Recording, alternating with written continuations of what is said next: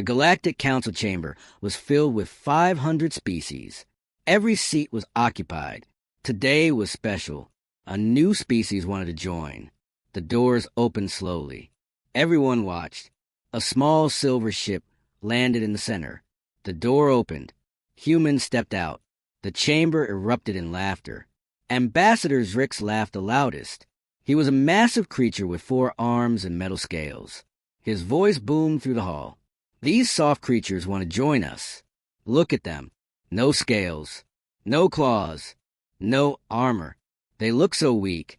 The other aliens nodded and laughed harder. Some pointed at the humans. Some made jokes. The laughter echoed everywhere. Captain Sarachin stood in the center. She was tall with sharp eyes. Her uniform was simple, blue and white. She did not smile. She did not look afraid. Next to her stood 5 other humans. They all looked calm. Too calm. Council leader Morith raised his hand. The laughter stopped instantly. He was ancient. His skin looked like old tree bark. His eyes glowed purple.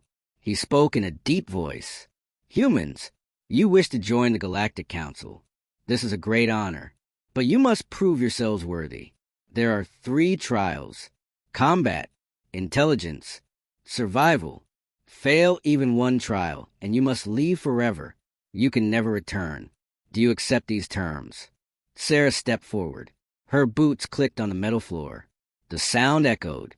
She looked directly at Morith. Her voice was clear and strong. We accept. Zrix laughed again. This will be entertaining. I give them 1 day. Maybe 2 if they are lucky. He turned to his companions. The combat trial alone will destroy them. Remember the Crothian warrior. He has never lost. Not once in 200 fights. These soft humans will break like glass. Morith nodded slowly. Very well. The first trial begins tomorrow. The combat arena. Dawn. Be ready. He paused and his eyes studied Sarah carefully. I hope you understand what you have agreed to. Many species have tried. Most have failed. Some have died.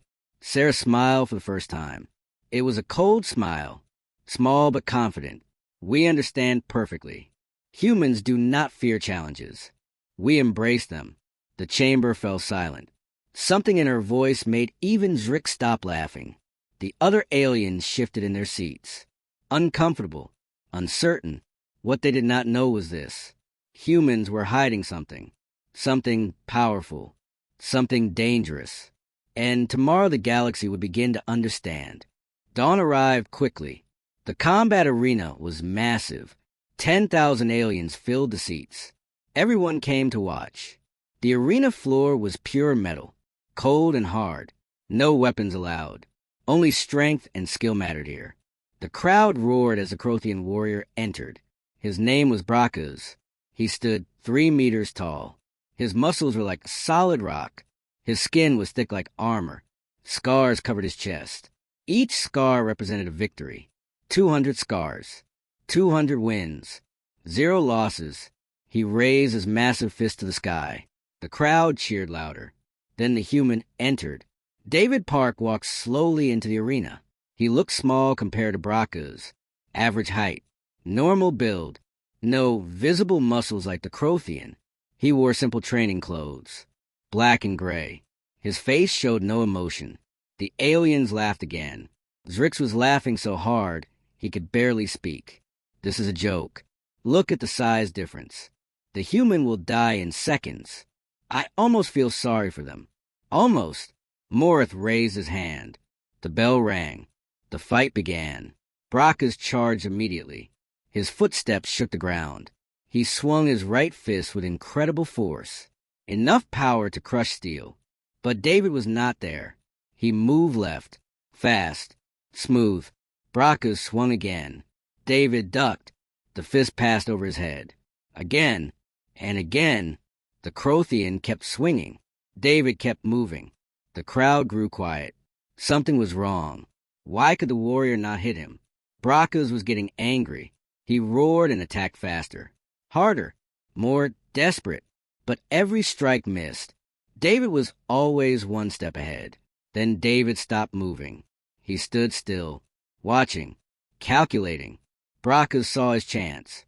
He charged with all his strength, both fists raised, ready to crush the human. David waited. 1 second, 2 seconds. Then he moved. Not backward, forward.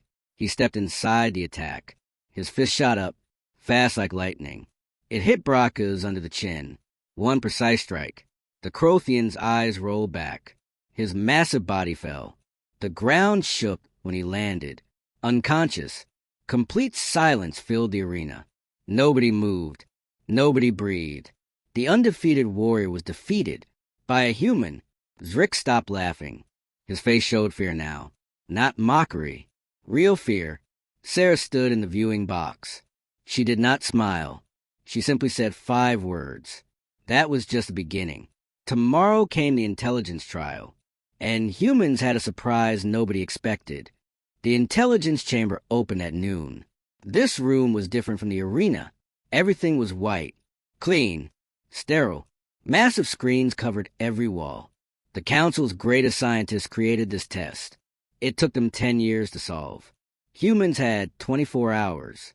The challenge appeared on the screens. 5 problems, each one more complex than the last. Mathematical equations mixed with quantum physics. Ancient alien languages combined with biological codes. Patterns that hurt the brain to see. Most species quit after the first problem. The smart ones quit before starting. Morth addressed the human team. 6 humans this time. You may use any tools you brought. You may work alone or together. But remember, only one solution matters. One complete answer. Fail and you fail everything. He smiled coldly. Begin. The timer started. 24 hours counting down. The humans did something unexpected. They did not panic. They did not rush. Engineer Maya opened her laptop. Dr. James pulled out his tablet. Linguist Robert activated his translator. Physicist Anna started writing equations. Biologist Sarah checked her samples. Mathematician Lee began calculating. Then they did something even stranger. They started talking, sharing information, comparing notes, working together as one unit. Zrix watched confused. Why are they wasting time talking? They should focus individually. This is not how you solve impossible problems. But the humans knew something the Council did not. Humans were never meant to work alone. Their strength was cooperation. One brain was smart. 6 brains together were unstoppable. Hour 1 passed. First problem solved.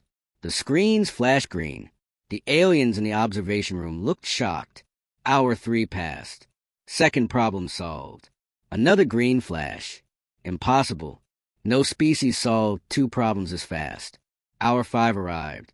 Third problem solved. The Council members started whispering. Worried. Nervous. This was not supposed to happen. Morris stood up from his seat. His face showed concern now. Not confidence. Hour 7 came. The 4th problem appeared. This one had no solution. It was designed to break spirits, to make participants give up. Every species failed here. They spent days trying, then quit in frustration. The humans stared at it for 10 minutes, silent, thinking. Then Anna spoke. What if we are asking the wrong question? The others looked at her. She continued. What if the problem is not meant to be solved? What if we need to change it? They worked together again. 30 minutes later, they did something revolutionary. They created a new solution, a different approach, something nobody tried before. The system analyzed it. The screens flickered, then turned green. The Council chamber erupted in chaos. Morris' hands were shaking. Zrix looked pale. This changes everything, he whispered. But the 5th problem still remained, the deadliest one, and it was about to reveal the Council's darkest secret. The 5th problem appeared on screen, but it was not a puzzle. It was a planet, a red dead world floating in space. Toxic atmosphere, killer storms, extreme temperatures.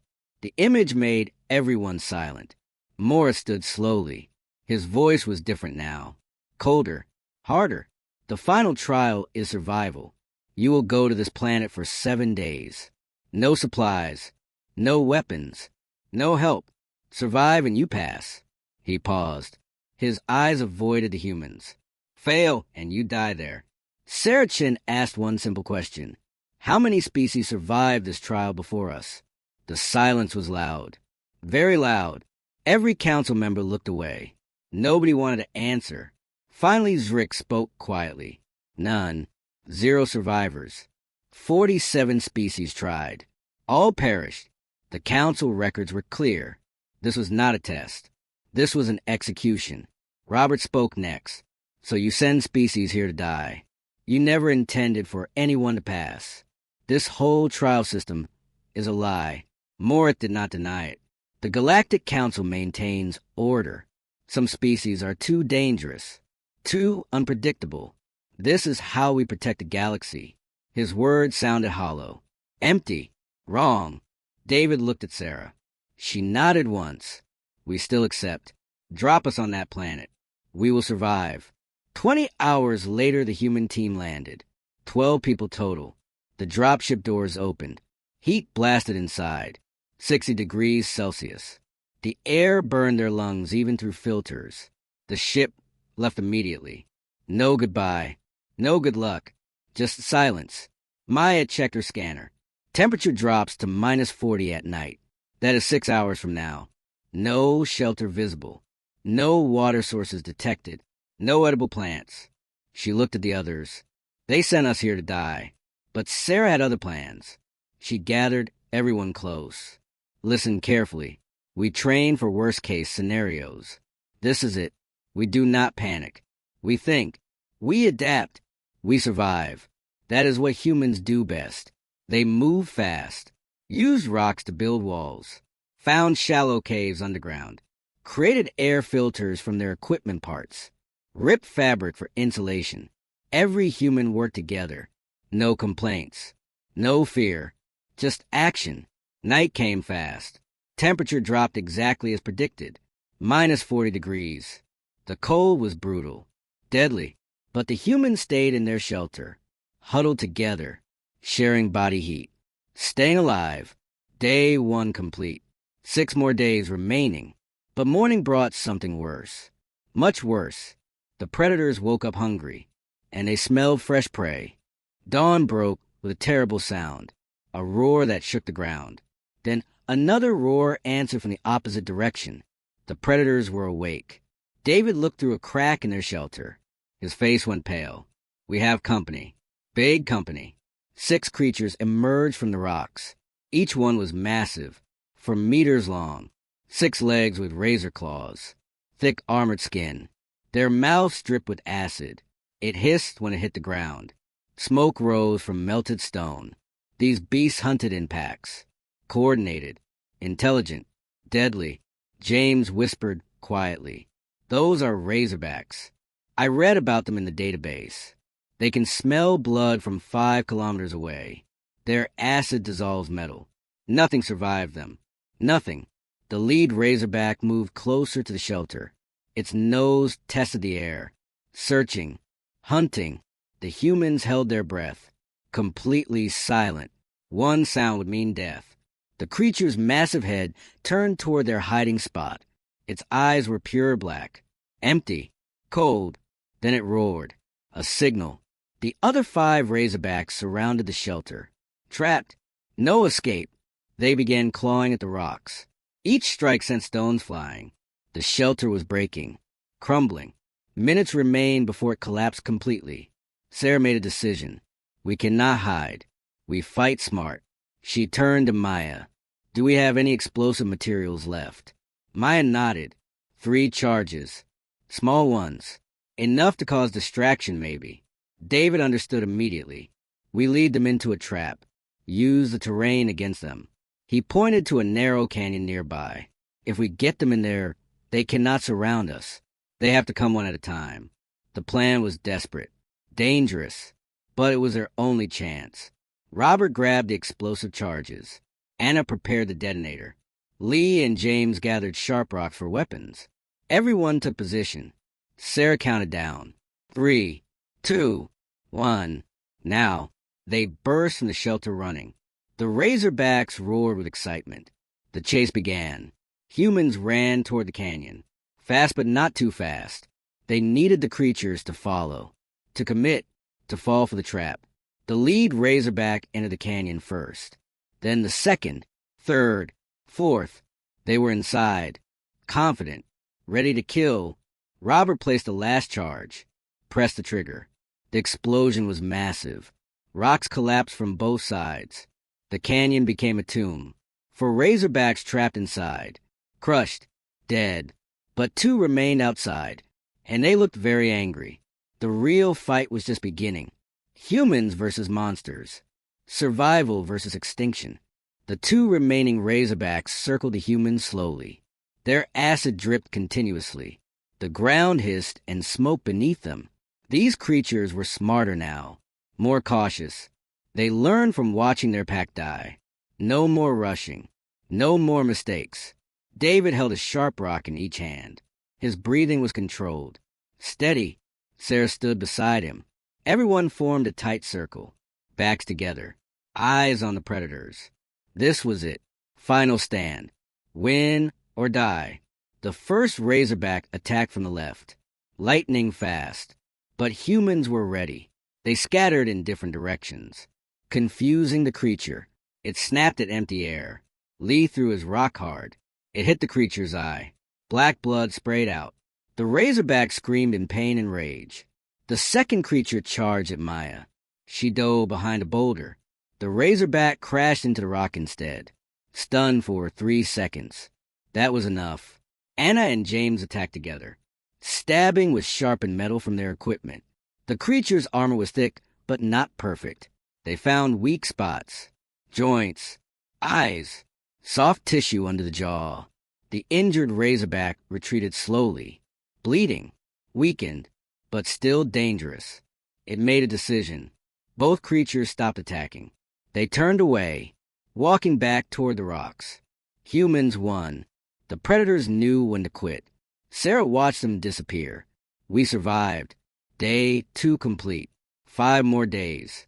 But everyone was exhausted, injured, running low on supplies. Could they last 5 more days? That night something changed. Maya was checking her scanner for water sources. Then she froze. Her eyes went wide. Guys, you need to see this. Everyone gathered around. The scanner showed something impossible. A structure, underground, directly beneath them. Technology, power signatures, life support systems. Robert spoke first. That is impossible. This planet is supposed to be dead, empty. Nothing here but rocks and monsters. David understood immediately. The council lied. This planet is not empty. Something is down here. Something they do not want anyone to find. That is why they send species here to die. Not to test them. To protect this secret. Sarah made another decision. We dig. We find that structure. Whatever is down there might help us survive. Might explain everything. They dug through the night. Exhausted hands moving rocks. Going deeper. Deeper. Then Maya's tool hit something solid. Metal. A door. Ancient. Covered in symbols nobody recognized. Sarah touched the symbols. They began to glow. Bright blue light. The door opened slowly, revealing darkness below. And from that darkness came a voice. Finally, after so long, humans have arrived. The humans descended into the darkness carefully. Their lights revealed smooth metal walls. Everything was clean, perfect, impossible for something millions of years old. The air inside was breathable, fresh. Temperature was comfortable. This place had power. Active power after countless centuries. They entered a massive chamber. The ceiling stretched high above them, disappeared into shadows. In the center stood a platform. Glowing symbols covered its surface. Then light formed above it. A hologram. A figure appeared. Tall. Humanoid, but not human. Its skin shimmered like starlight. Its eyes held ancient wisdom. The figure spoke. Its voice filled their minds directly. Welcome. I am the last architect. We have waited so very long for worthy ones to arrive. The hologram gestured around the chamber. This facility is a gift, a test, a warning. James stepped forward. Who are the architects? What is this place? The hologram's expression became sad. We were the first, the oldest civilization in this galaxy. We explored every star, seeded life on thousands of worlds, created challenges to find those worthy of our knowledge. This place is one such challenge, the deadliest, the final test. Sarah understood. The Council found this place. They learned your secrets, stole your technology. That is how they became powerful. Correct. The hologram nodded. 500 years ago, they discovered this facility, learned our language, accessed our database, took our weapons, our ships, our power. Then they did something terrible. They used this planet as a trap, sent other species here to die, to keep this secret buried forever. Maya asked the important question, why reveal yourself to us? What makes humans different? The architect smiled. Because you survived, not through strength alone, not through intelligence alone, through cooperation, unity, adaptation. These are the qualities we value most. These are the qualities that build our civilization. He raised his hand. Energy flowed from the platform. Pure light surrounded each human. You have proven worthy. I grant you our knowledge, our technology, our legacy. Use it wisely. Use it justly. Do not become like the Council. Information flooded their minds. Blueprints, schematics, history, science beyond imagination. Their equipment began changing, upgrading, evolving. New materials formed. Advanced weapons appeared. Medical devices activated. Everything transformed. David looked at his hands. Power flowed through them. Real power. He looked at Sarah. What do we do now? Sarah's eyes were hard. Determined. We survive the remaining days. Return to the Council. Then we show them what happens when you underestimate humans. The galaxy thinks we are weak. Time to prove them wrong. The architect faded slowly. One last warning echoed. Power corrupts easily. Stay true. Stay human. Then silence. They were alone again. But everything had changed. Humans were no longer prey. They were predators now.